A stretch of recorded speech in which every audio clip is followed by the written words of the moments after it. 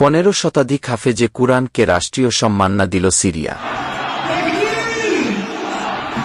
সিরিয়ার ইদলিব শহরে শনিবার 27 এপ্রিল অনুষ্ঠিত হল এক ব্যতিক্রমধর্মী ও হৃদয়ছোঁয়া আধ্যাত্মিক অনুষ্ঠান, যেখানে প্রায় 15 শতাধিক জন হাফেজ ও হাফেজা কুরআন শরীফ সম্পূর্ণ মুখস্থ করার জন্য সম্মানিত হন।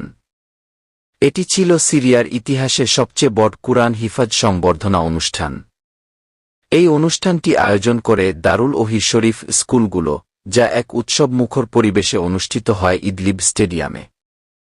এতে বিপুল সংখ্যক অভিভাবক, ধর্মীয় নেতৃত্ব এবং বিভিন্ন সরকারি প্রতিনিধি উপস্থিত ছিলেন এবং কুরআনের হাফেজদের সঙ্গে তাদের এই সাফল্যের আনন্দ ভাগ করে নেন।